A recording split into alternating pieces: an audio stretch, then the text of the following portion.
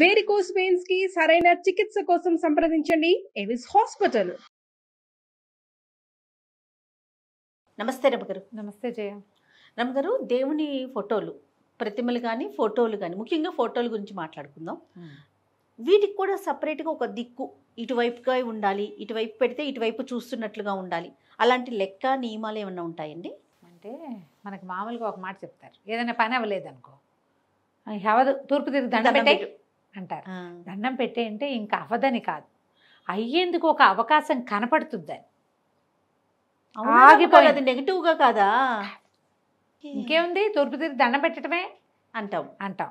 అది అవ్వకపోయినా పర్వాలేదు, నీకు ఒక ఏమంటారు, ఒక పోనీలే అన్న భావన వస్తుంది తూర్పు తిరిగి చూడడం వల్ల. రెండోది, అది మళ్ళీ ఓపెన్ అయ్యే అవకాశం వస్తుంది. రెండోది, తూర్పు తిరిగితే ఎవరుంటారు తూర్పున? సూర్య భగవానుడు. సూర్యుడి వైపు చూడాలి మనం. ఏ ప్రాబ్లం వచ్చినా తూర్పు తిరుగు, అంతే. తూర్పు తిరిగి దండం పెట్టు. అవదు కాదు, అవుతుంది. దారి కనపడుతుంది. అవ్వకపోయినా పర్వాలేదనే పరిస్థితి కనిపిస్తుంది మనకు. అదేగా కావాలి జయ, ఏదైనా అయితే పని కావాలి, లేదా అది కాలేదన్న ఏడుపొద్దు మనకి. ఏడుపు ఉండకూడదు. ఆ ఏడుపు లేని స్థితి ఎప్పుడు వస్తుంది? మనం తూర్పుకి తిరిగితే వస్తుంది.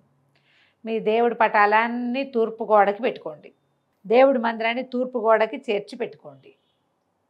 అప్పుడు మీరు తప్పనిసరిగా తూర్పుకే తిరిగి దండం పెడతారు. ఇప్పుడు తూర్పు గోడ ఇది అనుకో, నా ఎదురుగుండది. నేను దండం పెట్టాలంటే నేనేం చూస్తా? దేవుణ్ణి చూస్తా. తర్వాత నేను చూసే దిక్కేది తూర్పు దిక్కు. అది మన పాయింట్.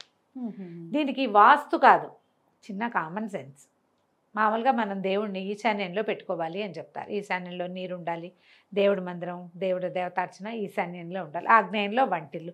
లెక్క ఇంతే, సింపుల్. అవునండి. నైరుతిలో బెడ్రూమ్ ఉంటుంది, వాయువ్యంలో పిల్లల రూమ్స్ అలాంటివి ఉండొచ్చు, గోశాల అవి కూడా వాయువ్యంలో ఉండొచ్చు. ఇది లెక్క.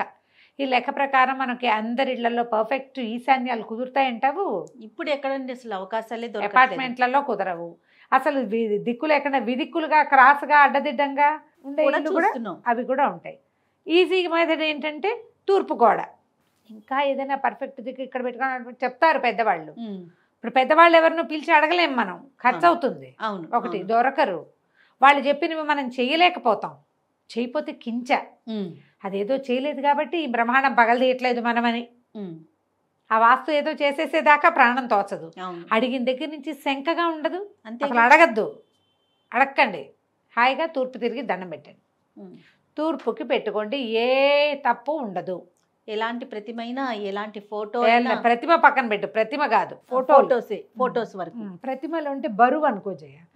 మామూలుగా తూర్పున బరువు పెంచకూడదని ఒక శాస్త్రం, ఒక లెక్క చెప్తారు. అట్లా మనం తూర్పు గోడ సంగతి మాట్లాడుతున్నాం. తూర్పుకి ఏదైనా చిన్న బల్ల పెట్టుకుని అక్కడ ఏదైనా ఒక విగ్రహం తెలిస్తే పెట్టుకోవచ్చు. మామూలు ఇప్పుడు మట్టి బొమ్మలు, గురువాయూరు కృష్ణుడు ఒక ఆయన కనపడుతుంటాడు, బాగా అందరి ఇళ్లలో ఉంటాడు. ఇప్పుడు ఇతడి విగ్రహాలు వచ్చినాయి, ఇంత కృష్ణుడు, అంత కృష్ణుడు, అంత కృష్ణుడు, ఇంత వారాహిని కూడా పెట్టుకుంటున్నారు మా విరివిగా ఇవాళ రేపు ఇళ్లలో. అవునండి. అది ఎట్లా అంటే దేవతార్చనలో కాదు, ముఖదర్శనానికి. అదేలే, ముఖదర్శనం చేయొచ్చునే, తప్పేం లేదు. ఉగ్రదేవత అయినప్పటికీ మనకి నెగిటివ్ ఎనర్జీస్ పోతాయి, ఇంట్లో ఇంచి పెట్టుకోవచ్చు, ఏం తప్పులేదమ్మా. మీరు అది అర్చన చేయకూడదు. ఉగ్రదేవత ఆరాధన పనికిరాదు, మనం చేయలేము, ఆమెకు సరిపడా మనం ఇవ్వలేము. తప్పని కాదు జయ, అది పాయింట్. మనం చేయకూడదు కాదు. అది ఏంటంటే చాలా మంత్రం పునశ్చరణ జరిగేది, చాలా అన్నశాంతి జరిగేది, విరివిగా జనం వచ్చేది. 100 చెప్పులు విడవాలి అక్కడ. ఎక్కడ మన ఇంట్లో 100 చెప్పులు ఉంటాయి, విడుస్తావా? మనమే ఉంటే డబ్బాలో పెట్టుకుని లోపల పెట్టుకుంటాం. అంత జనం రావాలి, అన్ని పాదాలు లోపలికి వచ్చి వెళ్తూ ఉండాలి. అలాంటి చోట అర్చన మంచిది. వాళ్ళు కూడా ఏం చేస్తారు, రోజు ఏం ఆరాధించరమ్మా, రోజు ఆరాధించరు. ఆ రోజుల్లో ప్రత్యేకంగా ఇప్పుడు వారాహి ఆలయాలే ఉంటే ఆ అమ్మకి సరిపడా బోల్డ్ అంత సేవాకాలం జరిపి ఆమెకి ఇవ్వాల్సిన బలులు అవి, అన్నబలి, కుష్మాండ బలి అవన్నీ ఇచ్చి మంత్రకట్టులో ఆమె ఉండేలాగా పెట్టుకుంటారు. మనం అవన్నీ ఏం చేస్తాం, చేయలేకపోతాం కదా సాధారణంగా అయితే. అందుకని చేయలేం కాబట్టి దేవతార్చన, బొట్టు పెట్టి, దీపం పెట్టి నో. ఓకే, షోపీస్ దర్శనం, ఓన్లీ ముఖ దర్శనమే, షోపీస్ మాత్రమే. అలా కావాలంటే పెట్టుకోవచ్చు. ఇంత పెద్దది మాత్రం కాదు, అంతది. పెట్టుకోవచ్చు. ఇంకా కృష్ణయ్యలు ఎంతమందో కృష్ణుడు దొరుకుతారు, గోపాలకృష్ణమ్మ దొరుకుతాడు, రాధాకృష్ణులు కనిపిస్తారు. ఏది కావాలంటే అది పెట్టుకోవచ్చు. ఎక్కువ బరువులు చాలా తూర్పు గోడకి చేర్చకూడదు. గోడ దగ్గర మీద పెట్టుకోవచ్చు. మీద విగ్రహాలు పెట్టాం, మీద పటాలు పెట్టుకుంటాం కదా. జస్ట్ కామన్ సెన్స్ వాడండి అంతే. దేవుడి ఫోటోలు పెట్టుకున్న ప్రదేశంలో చనిపోయిన వారి ఫోటోలు పెట్టొచ్చా? నేను చాలా ఇళ్లలో చూసానండి, అక్కడ పెట్టి వీళ్ళు కూడా అంటే ఎందుకు లాజిక్ ఎలా ఆలోచిస్తారంటే చనిపోయిన వారు దేవుడితో సమానం, దేవుడి దగ్గరికి వెళ్ళి కలిసిపోయారు కాబట్టి వీటితో పాటు ఆ ఫోటోలకు కూడా దండేసి అగరబత్తీలిగిచ్చి పూజ చేస్తూ ఉంటారు. ఇది కరెక్టేనంటారా? మరి మనోభావాలు దెబ్బతింటాయేమో నేను చెప్పలేను, కానీ మానవులుగా చనిపోయిన వాళ్ళు ఎవరు దేవుళ్ళు కారు, దేవుళ్ళ దగ్గరికి వెళ్ళరు. మన అమ్మ నాన్న, మన తాత బామ్మ అమ్మమ్మ మనకి దేవతలతో సమానం, దేవతలతో సమానం. కానీ మనకి సమానం కానీ దేవుళ్ళతో సమానం కాదు. అలా పెట్టుకోకూడదు. దేవతార్చనలో దేవతార్చన మాత్రమే. భూమి మీద సంచరించిన వాళ్ళు ఎవరూ కాదు. భూమి మీద సంచరించిన వాళ్ళలో మనకంటే ముందు కాలం వాళ్ళైన రాముడు కృష్ణుడు ఉండొచ్చు. వాళ్ళు దేవుళ్ళుగా ప్రూవ్ అయి ఉన్నారు.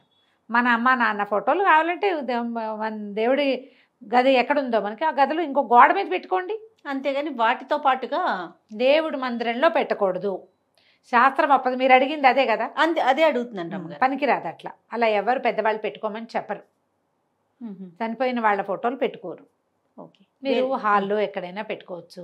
ఓ పువ్వులు దండేయచ్చు. అమ్మ ముందు ఫోటో పెట్టుకుంటే పూజ చేస్తేనే, పూజ అంటే ఏంటి దేవుడికి చూపించినట్టు పంచోపచారాలు చేస్తామా, షోడశోపచారాలు చేస్తామా? వీళ్ళకి ఏమి చెయ్యము. కానీ మనం అక్కడ పెట్టుకున్నప్పుడు అందరితో పాటు చేయి చూపిస్తాం కదా. అవును, అది పనికిరాదు.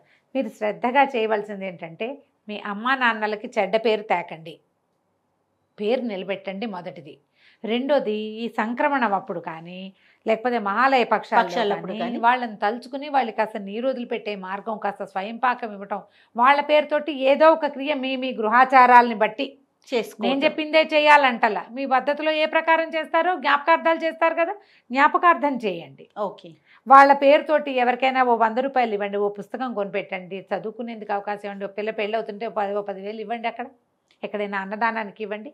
అది చేస్తే మీ పితృదేవతలకి మోక్షం కలుగుతుంది. వాళ్ళు దేవతలు ఉండే స్థానానికి వెళ్ళగలిగే అర్హత సంపాదించుకుంటారు మీరు చేసే ఈ పనుల వల్ల. పటాన్ని తీసుకెళ్లి దేవతలను దేవుళ్ళ ఫోటోల్లో పెట్టేయటం వల్ల మనం సాధించేదేం లేదు. దోషం ఉంటుంది కాస్త. అది చెయ్యొద్దు. ఓకే, లెక్క ప్రకారం అయితే చేయకూడదు. ఓకే రమ్ గారు, ఇంకొక సందేహం అండి. ముఖద్వారానికి అంటే ఇంటి గుమ్మానికి పైన వినాయకుడు ప్రతిమలు, వినాయకుడి ఫొటోస్, ఆంజనేయ స్వామి ఫోటోలు, ఇట్లా రకరకాల ఫొటోస్ పెట్టుకుంటుంటారు స్వామి వారిలో. సాధారణంగా అలా పెట్టుకునే వాళ్ళందరూ ఏదో ఒక బోధతోటి పెట్టుకుంటారు. ఏ గురువు గారు తరచూ దిష్టి తగులుతోంది అట్లా అని, లేదా ఇంట్లో ఏదైనా గ్రహపీడలు ఉన్నాయి అలా అన్నప్పుడు, మనకే ఎంతసేపు నరదిష్టి తగిలిస్తుంది ఇలాంటి భావాలు ఉన్నప్పుడు ఈ కళ్ళ దిష్టి వినాయకుడని, ఆంజనేయ స్వామి అని ఇలా పెట్టుకుంటున్నారు ఇప్పుడు. గురువుగారులు చాలా మంది చెప్తారమ్మా అట్లా అని. ఓకే ఓకే, పెట్టుకోండి పైన అని.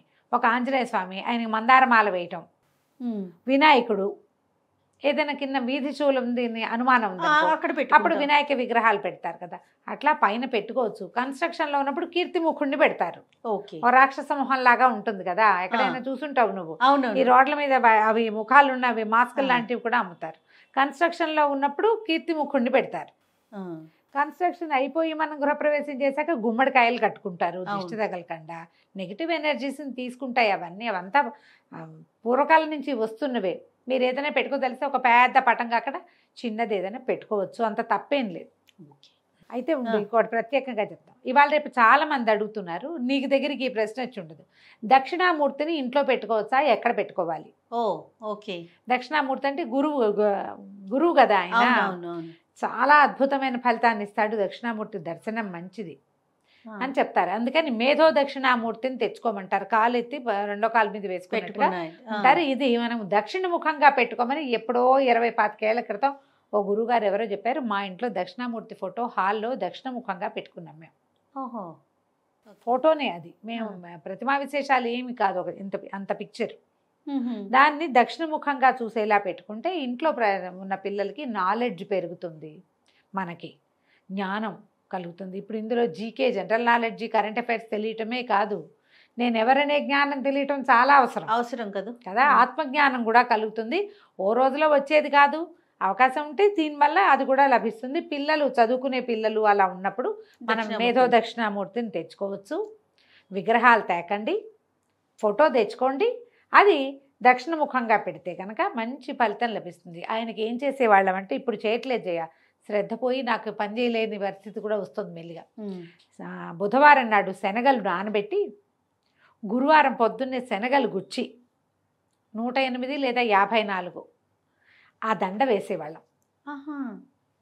మన ఇంట్లో చదువుకునే పిల్లలున్నా, మనమే ఏదైనా మంచి మంచి పరీక్షలకి అపేర్ అవుతున్నా, ఈ పరిహారం ఇది చేసుకోవచ్చు. బాగుంది.